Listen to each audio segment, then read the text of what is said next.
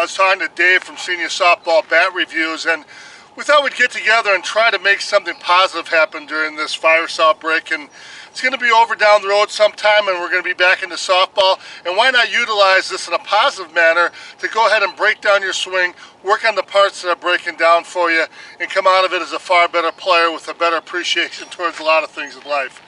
One thing that's great about Dave's website is those guys talk about the bat reviews. They do great unbiased bat reviews, but they do so much more on the Senior Softball Bat Review site as far as giving you training ideas, nutrition, stuff like that. Subscribe to their channel, and that's what Brett and I are going to do on the show here.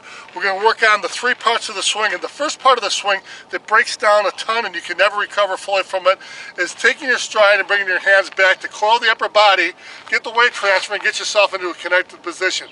A connected position where your hips, through your torso, through your lead tight lat, through your lead arm, through your top arm, your hands are connected to your hips. So when you unwind and drive the power open off of here, boom, you get a real quick, abrupt snap, and you're connected. There's no laxity. If you don't bring your hands back when you stride, there's no draw, there's no punch. You're like punching from here. If you want to punch a punching bag, you bring your hand back. You want to throw a ball, you bring your hand back all the way. Same thing with the bat. You want to bring it back all the way, and you want to load everything into this area here. You feel that tightness in the lat. Then you're connected, then you can drive your swing open with some good consistency and power.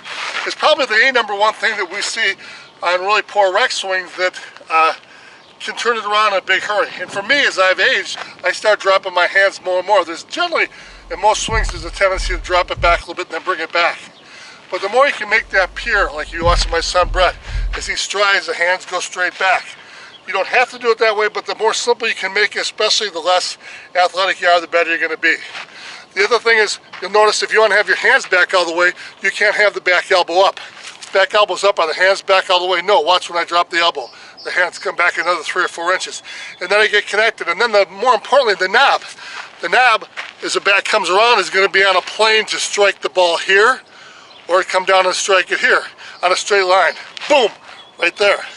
But if your elbow's up in there and the knob is facing down, then you have to loop it down, get it back on plane, and try to get it to a good striking point, a good point of contact. So, no good. You don't want to have to loop it this way.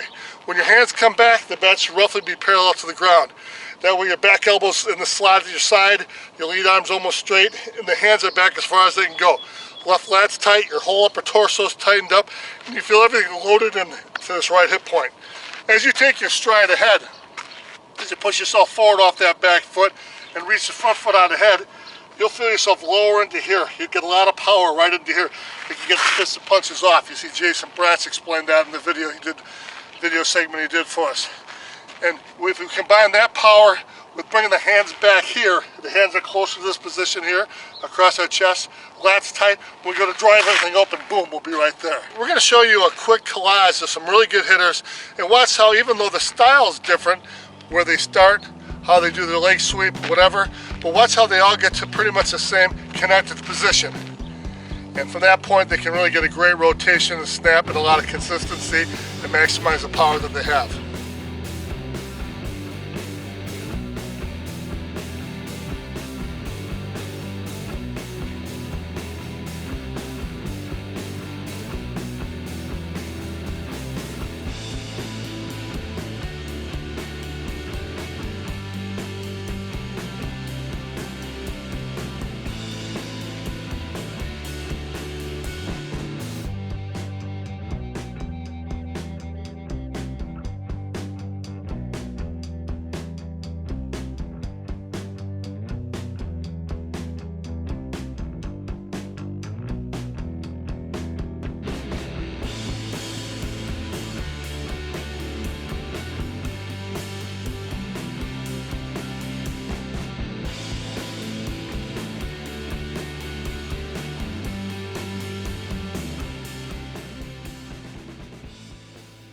I'd say do at least 4 sets of 10 every day. Do it as a warm-up to hitting, as a warm-up to lifting, to stretching, to running. Do sport-specific drills that actually give you something constructive to work on while you're getting ready. So we get back in your stance, lower on the rear leg as you push ahead, pull your hands back in the opposite direction. Feel your lat tighten up, feel the weight coil into here. That's your ball, your connected position. That's your timing. You can use a leg sweep if you want. Bah. You drop the hands a little bit on that. You can also lift your front foot up and wind back.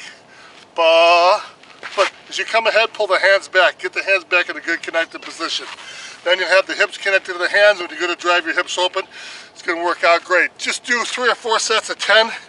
It's a good stretching workout, and actually you can do them the opposite way too if you want to create some balance on the other side of your body to stretch the muscles the opposite way. Start off the tee. We use the GT and the Evil BP balls to just take 20, 30, 40% cuts. Take smooth, slow swings, picking up the tempo, and you can find the timing becomes better.